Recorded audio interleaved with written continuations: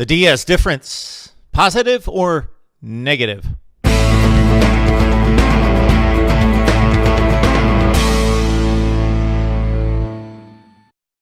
Mark Rogers TV, the voice of college football, delivering season previews. We're touching upon the contenders first. There's only a month until the season starts. I don't know if I'm going to be able to make it to all 70 Power 5 teams, let alone 130 in the FBS. Therefore, I'm going to hit the contenders. Make sure you've got season previews, in-depth analysis in your hands before the season starts. So I've started in the ACC. You've seen Clemson and Florida State. We stop at Miami, 7-6, 4-4 last year in 2018. What is the trajectory for this program? Well, it's a team that over the past three prior seasons had gone 10-3, 7-1 in the ACC in 2017. Of course, winning an elusive Coastal Division championship, but falling flat in the ACC championship game, 35-3, and losing to Wisconsin in the Orange Bowl. 9-4, 5-3 in the ACC in Mark Richt's inaugural season, and then 8-5, 5-3 the previous season. That included that ousting of Al Golden after 58-0 against Clemson, and then to the players' credit, they rallied and delivered a 5-3 ACC finish and 8-5 overall with a bowl loss to Washington State. It adds up during those 4 years to 34-18, 21-11 in the ACC. The recruiting classes, let's look ahead to 2020. Right now, Miami ranks number 8 in the country, number 2 in the ACC, according to the 247 composite. This 2019 class that will hit the field this fall, number 4 in the ACC, number 27 in the country. That, of course, after Richt left and the recruiting class went to shambles, and Manny Diaz was able to rally the efforts. In 2018, number 2 class in the ACC, number 8 in all of college football, number 2 class in the ACC in 2017. So keep track. We've got Clemson and Florida State in the ACC. Therefore, Miami, for those 2 seasons in 2017 and 2018 under Mark Richt, actually out-recruited one of those 2. They had the 12th rated recruiting class in the country in 2017. In 2016, number 3 in the ACC and number 22 in college football. So we're trying to give you a look at the trajectory of the program, but with a new coaching staff in place, whole new feel, whole new vibe, it's difficult to get a feel for it. The program was definitely headed slightly down, declining. Mark Richt took over, and then it ascended. Certainly based on the talent that came into the program under Mark Richt, those first 2 recruiting cycles, and then the division championship trip to the Orange Bowl, 7-1 finish in the ACC. The trajectory was going up. Then 2018, it leveled off and then dipped and was slightly going down after the 7-5 regular season. All right, you got a feel based on the vibe, the feel for the program, the excitement, the energy that Manny Diaz hiring has brought, that the trajectory is slightly on the incline because the recruiting looks really good, and that's what we're going to base it on because the season standings last year and the finish after starting at 5-1 would point to the decline. But you got to look at the coaching staff and the coaching change at the top. The feel, the vibe, and the energy brought to the program.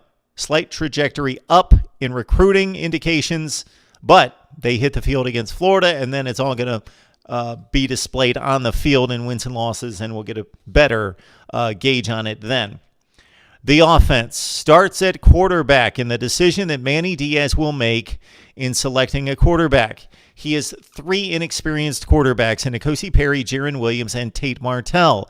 Perry's got the most experience, playing about a half season. Actually, he ended up with more pass attempts than Malik Rozier last season, but he was marginal at 50%, 13 touchdowns, 6 picks.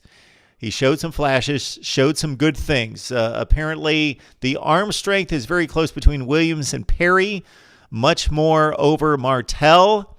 Some of the knock against Martell, I believe, based on the reports that we've heard and based on the analysis that we receive here at Mark Rogers TV, the voice of college football, is that has been very much overstated. Tate Martell's a fine passer, not a great arm, but certainly a capable arm. So really it comes down to Miami's quarterback situation actually is in better shape in some ways than it's been in 15 years because they've got 3, 4, and 5-star players. So think about the probabilities here. As long as Manny Diaz and Dan Enos make the right selection, so you got 3 quarterbacks that have that kind of talent. You make the right selection, and then you develop that player. And, of course, that selection is going to come down to arm talent, running ability, grasping the offense, being a leader, being tough, delivering in game situations. Protecting the football is going to be important with a defensive-minded coach. So make the right decision, and the probabilities are that one of these 3 kids can play, if not 2 or 3. And so then even if one falters or gets injured, God forbid, then you've got a second and third option. All right, the running game lost Travis Homer, basically a 1,000-yard back. He should not be missed much. Good player, but shouldn't be missed considering the talent awaiting in the wings that's already got a ton of experience in Cam Harris, who came on down the stretch and performed rather well in some decent ACC games. Lorenzo Lingard, his injury status is still a bit up in the air, but we're going to fall camp here very soon in Miami, meaning like right now. And he, of course, the 5-star, and Cam Harris shouldn't get disregarded. So sometimes when a player is like ranked 1 or 2 in the country and somebody else is like number 8, they're treated like chopped liver. But Cam Harris is an exceptional player, and he showed that at the back end of 2018. And, of course, DJ Dallas. He's had a few fumbling issues, but he's a capable back and really a bulldozer when he gets him head of steam going. So Miami's set at running back. They're a little thin, but they're set. They've got 3 guys that you would think should be able to tack on quite a few carries. All right, at wide receiver, Jeff Thomas, is he a true number 1? We know he's a deep threat, a very talented kid, but maybe not a true number 1. KJ Osborne comes in from Buffalo, where he caught 53 passes last year and 7 touchdowns. Is he a number 1? We've heard good things about KJ Osborne. I can't say that I've really seen him play. I've watched Buffalo play, but didn't necessarily key on KJ Osborne, not understanding that he was going to one day be a Miami Hurricane and play more meaningful games in the Power 5. Miami's loaded at wide receiver beyond these guys. Brevin Jordan caught 32 passes last year. Mike Harley hauled in 21. They've got even more beyond that.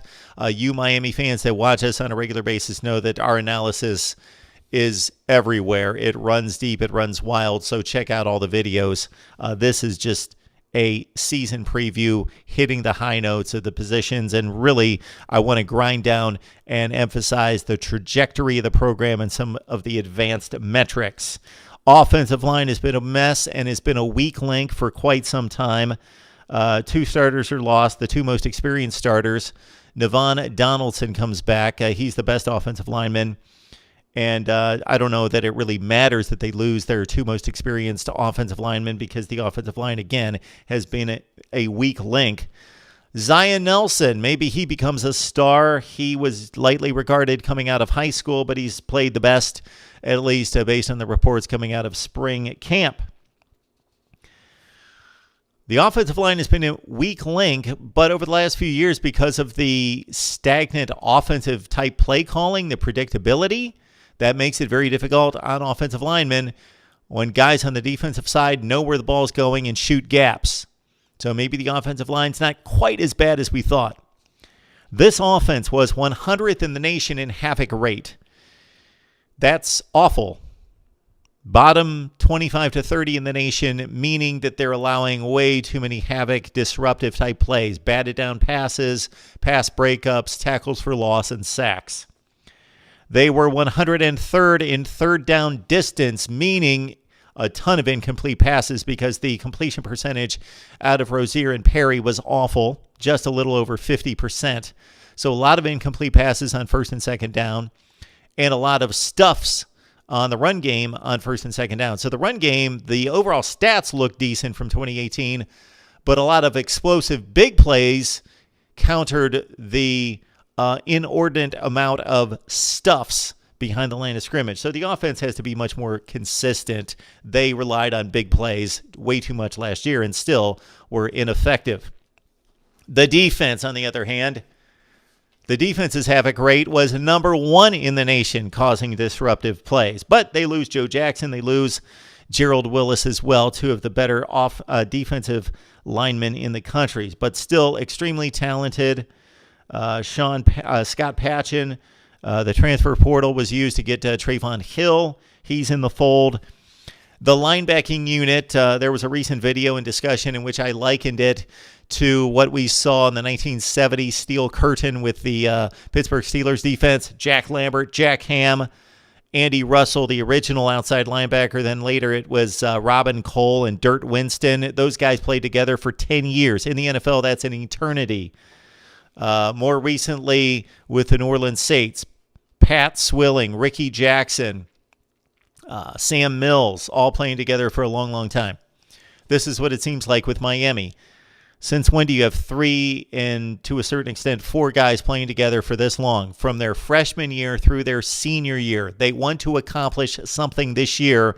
So these guys have been stellar their entire careers, especially Shaq Quarterman. But expect them to especially be committed to winning this last go-around. Shaq Quarterman, Michael Pinckney, Zach McLeod, and you can throw in Romeo Finley. The defensive secondary played extremely well, but they lost 3 starters. Number 1 corner Trajan Bandy is back. We're talking about the number 1 passer rating defense in the nation. They were exceptional against the pass. USC transfer Bubba Bolden could prove to be huge. He's a big talent, big-time player, and he may infuse life into this defense and into the secondary. And with 3 starters lost, could be exactly what they need. The talent there is immense with Bubba Bolden. He was highly thought of coming out of high school, suspended for 2018. The advanced stats that we've picked up from Athlons and from SB Nation tell us that the special teams were awful in regards to field position given up. Not many returns, and the punting atrocious, one of the worst punting displays in the nation. Bubba Baxa was 9 for 12. He was decent. Lewis Headley comes in. This guy will definitely win any weightlifting contest with any punter in the nation. So when the kick returners get into the open field and see the punter in their way, they either think, hey, I can run through this guy, or just make him look plain silly in the open field. With Headley, they may be able to do that, but they don't want to try to run over this guy. He's all tatted up, and he is a monster. He's got some guns, and he can apparently punt. And that's what they needed last season. The schedule is not daunting. Florida in week 1, roughly one of the top 10 or 15 teams in the nation. The rest of the non-conference is a cakewalk with the likes of Bethune-Cookman and FIU, etc. But, of course, the Florida State game on the other division. So the division situation is Miami always plays Florida State, which they should, and they play Louisville. So they play the worst team projected in the ACC, and they play Florida State. So it's a light touch in the ACC with Louisville and Florida State, unless the Noles really bounce back. And they do have to go to Tallahassee for that game in November. And then it's a bunch of teams in the ACC Coastal Division in which Miami holds the talent edge. But in recent years, who's won the division besides 2017? All the other teams in the division. So do not discount the Virginias and Virginia Techs of the world in particular. Possibly Duke plays into the mix as well. But I'm looking mostly at Virginia Tech as being the main challenges to Miami winning the Coastal Division. We will be back with more previews. And yes, you will get a prediction out of us. Believe me, we're going to have a prediction extravaganza before the season starts. I will unveil all my predictions.